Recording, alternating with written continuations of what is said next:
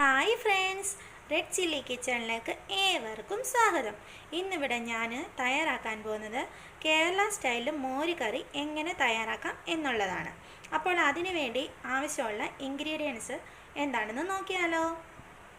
മോര് കറി തയ്യാറാക്കാൻ വേണ്ടി ഉള്ള മെയിൻ ഇൻഗ്രീഡിയൻ്റായ തൈരാണ് ഞാനിവിടെ എടുത്തിരിക്കുന്നത്. പിന്നെ ഇതുപോലെ ഒരു ചെറിയ കഷ്ണം ഇഞ്ചി, 2 പച്ചമുളക്, കുറച്ച് ചുവന്നുള്ളി, പിന്നെ വെളുത്തുള്ളി, കറിവേപ്പില. അപ്പോൾ ഇത് എങ്ങനെ തയ്യാറാക്കാമെന്ന് നമുക്ക് നോക്കിയാലോ. അപ്പോൾ ഇവിടെ തൈര് എടുത്തിട്ടുണ്ട്. ഇത് നല്ല കട്ടയായിട്ടാണ് ഇരിക്കുന്നത്. പിന്നെ മോര് കറി തയ്യാറാക്കാൻ വേണ്ടിയിട്ട് നമ്മൾ നല്ല ഇത്തിരി പുളി കൂടുതലുള്ള തൈര് വേണം നമ്മൾ യൂസ് ചെയ്യാൻ വേണ്ടിയിട്ട്. അപ്പോൾ നമുക്ക് ഈ തൈര് ഒന്ന് ഉടച്ചെടുക്കണം. അതിന് വേണ്ടിയിട്ട് ഒരു വിസ്ക് ഉപയോഗിച്ച് നമുക്കിതൊന്ന് ഉടച്ചെടുക്കാം. അപ്പോൾ ഇതുപോലെ നന്നായി ഒന്ന് ഉടച്ചെടുക്കുക. അപ്പോൾ നമ്മുടെ തൈര് ഇവിടെ നന്നായി ഉടച്ചെടുത്തിട്ടുണ്ട്. ഇനി നമുക്ക് ബാക്കി എന്ത് ചെയ്യണമെന്ന് നോക്കാം. അപ്പോൾ നമ്മളിവിടെ എടുത്തു വെച്ചിരിക്കുന്ന ഇഞ്ചി, പച്ചമുളക്, ചുവന്നുള്ളി, വെളുത്തുള്ളി ഇവയെല്ലാം കൂടി നമുക്കൊരു മിക്സിയുടെ ജാറിലിട്ട് നന്നായി ഒന്ന് അരച്ചെടുക്കാം.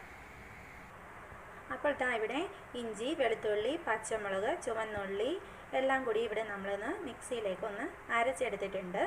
ഇനി നമുക്ക് നമ്മൾ ഉടച്ച് വെച്ചിരിക്കുന്ന ഈ തൈരിലേക്ക് നമുക്ക്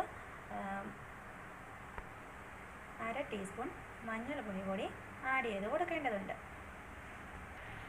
അപ്പോൾ 1/2 ടീസ്പൂൺ മഞ്ഞൾപ്പൊടി നമ്മൾ ഇതിലേക്ക് ആഡ് ചെയ്തിട്ടുണ്ട്. ഇനി നമുക്ക് ഇതിലേക്ക് 1/2 കപ്പ് വെള്ളം കൂടി ഈ തൈരിലേക്ക് നമുക്ക് ആഡ് ചെയ്ത് കൊടുക്കണം.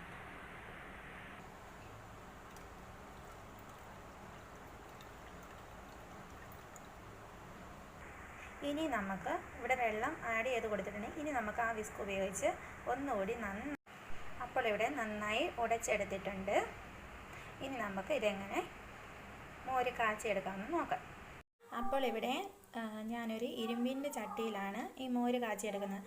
എപ്പോഴും നമ്മൾ ശ്രദ്ധിക്കേണ്ടത് അലൂമിനിയം പാത്രങ്ങളിലൊക്കെ നമ്മൾ ഇപ്പം മോര് കാച്ചിയെടുക്കുകയാണെങ്കിൽ അത് പെട്ടെന്ന് അതിനകത്ത് എണ്ണ ഒഴിക്കുമ്പോഴത്തേക്ക് പെട്ടെന്നല്ലോ നമ്മളിടുന്ന ചേരുവകളെല്ലാം പെട്ടെന്ന് കരിഞ്ഞു പോകാൻ ചാൻസ് ഉണ്ട്. അതുകൊണ്ട് തന്നെ നമുക്ക് എപ്പോഴും ഇരുമ്പിൻ്റെ ചട്ടി ഉപയോഗിക്കുന്നതായിരിക്കും നല്ലത്. അപ്പം ഞാനിവിടെ ഇരുമ്പിൻ്റെ ഒരു ചട്ടി എടുത്തിട്ടുണ്ട്, ചീനച്ചട്ടി എടുത്തിട്ടുണ്ട്. അതിലേക്ക് നമുക്ക് കുറച്ച് ഓയിൽ ആഡ് ചെയ്ത് കൊടുക്കാം. അപ്പോൾ ഇവിടെ ഓയിൽ ആഡ് ചെയ്തിട്ടുണ്ട്. ഇനി ഇത് നന്നായി ഒന്ന് ചൂടായി വരുമ്പോഴത്തേക്ക് നമ്മൾ അരച്ച് വെച്ചിരുന്ന ചേരുവ ഇതിലേക്ക് ചേർത്ത് കൊടുക്കാം. അപ്പോൾ നമ്മുടെ ഓയിൽ ഇവിടെ നന്നായി ചൂടായിട്ടുണ്ട്.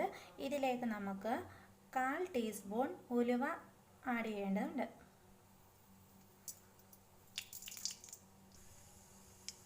അപ്പോൾ ഈ ഉലുവ നന്നായി പൊട്ടി വന്നതിന് ശേഷം 1/4 ടീസ്പൂൺ ജീരകം കൂടി ഇതിലേക്ക് ആഡ് ചെയ്യേണ്ടതുണ്ട്.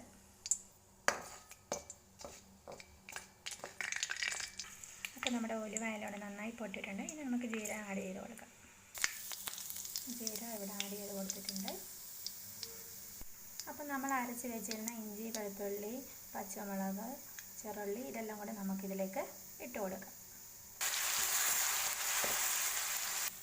അപ്പോൾ ഇവയെല്ലാം നന്നായി ഒന്ന് മൂത്ത് വരുന്നത് വരെ നമുക്ക് വെയിറ്റ് ചെയ്യാം.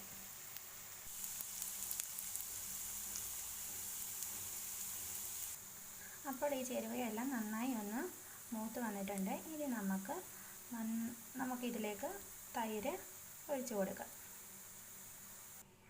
അപ്പോൾ തൈര് ഇതിലേക്ക് ആഡ് ചെയ്ത് കൊടുത്തിട്ടുണ്ട്. ഇനി നമുക്ക് നന്നായി ഒന്ന് യോജിപ്പിച്ച് കൊടുക്കാം.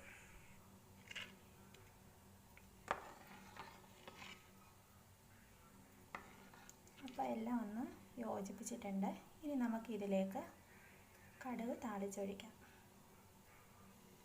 അപ്പോൾ കടുക് താളിക്കേണ്ടതിന് വേണ്ടി ഞാനിവിടെ ഇതുപോലൊരു പാത്രം വെച്ചിട്ടുണ്ട്. ഇനി ഈ പാൻ നന്നായി ഒന്ന് ചൂടായതിന് ശേഷം ഇതിലേക്ക് നമുക്ക് ഓയിൽ ആഡ് ചെയ്ത് കൊടുക്കാം. അപ്പോൾ ഓയിൽ ഇവിടെ ആഡ് ചെയ്ത് കൊടുത്തിട്ടുണ്ട്. ഇത് നന്നായി ചൂടായി വരുമ്പോൾ നമുക്കിതിലേക്ക് കടുക് ഇട്ട് കൊടുക്കാം. അപ്പോൾ ഇവിടെ കടുക് ഇട്ട് കൊടുത്തിട്ടുണ്ട്. അപ്പോൾ നമ്മുടെ കടുകെല്ലാം നന്നായി ഇവിടെ പൊട്ടി വന്നിട്ടുണ്ട്. ഇനി നമുക്കിതിലേക്ക് ചെറുള്ളി നന്നായി കൊത്തി അരിഞ്ഞത് ഇതിലേക്ക് ഇട്ട് കൊടുക്കാം. പിന്നെ കറിവേപ്പിലയും. ചെറുള്ളിയും കറിവേപ്പിലയും നമ്മൾ ഇതിലേക്ക് ഇട്ട് കൊടുത്തിട്ടുണ്ട്. ഇനി ഇത് നന്നായി ഒന്ന് മൂത്ത് വരുന്നത് വരെ വെയിറ്റ് ചെയ്യാം. അപ്പോൾ ഇവയെല്ലാം നന്നായി ഒന്ന് മൂത്ത് വന്നിട്ടുണ്ട്. ഇനി നമ്മുടെ മോരിലേക്ക് ഇത് ആഡ് ചെയ്ത് കൊടുക്കാം.